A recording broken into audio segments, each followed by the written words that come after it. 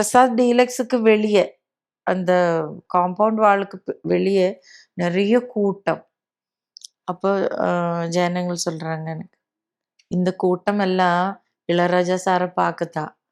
அவர் அங்க கம்போசிங் ரூம்ல இருந்து நடந்து போகும்போது ஒரு வாட்டி அவரை பார்க்கணும் சொல்லி கூட்டம் வந்து சேர்ந்து நின்னுட்டு இருக்கு அப்படின்னு சொன்னாங்க.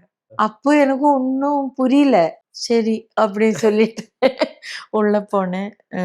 கம்போசிங் ரூமுக்கு போனா சாரு, கங்காமரன் சார், வாலி சார் அவங்க எல்லாம் இருந்தாங்க. கீர்த்தனம் பாட சொன்னேன். எனக்கு கீர்த்தனம் தெரியாது. கிளாசிக்கல் கத்துக்கல நான். அப்போ சுத்தமா கிளாசிக்கலே தெரியாது. அப்ப தெரிஞ்ச சாங் பாட சொன்னேன். இன்னொரு பாட்டு கூட பாடினேன். அப்போ சார் கொஞ்ச நேரம் யோசனை பண்ணிட்டு அப்பா கிட்ட சொன்னேன், நீங்க ஊருக்கு போக வேண்டாம், இங்கே இருந்தா நிறைய ஒர்க் இருக்கும் அப்படியெல்லாம் சொன்னாங்க.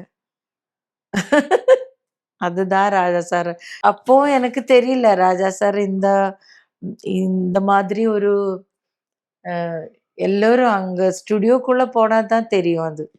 கடவுள் வர்ற மாதிரி பார்த்துட்டு இருப்பாங்க சார். அவரை பத்தி எல்லாம் பேசுறதுக்கு எனக்கு யோகியதையே இல்ல. ரொம்ப தன்னடக்கமா பேசுறீங்க. இல்ல அது நிஜம். இல்ல நீங்க அவரோட ஒர்க் பண்ணிருக்கீங்க, நிறைய சாங்ஸும் ஒர்க் பண்ணதெல்லாம் ஒண்ணும் தெரியாம ஒர்க் பண்ணேன். இது யாரு, இவரு எப்படிப்பட்ட ஞானி அதெல்லாம் எனக்கு தெரியல.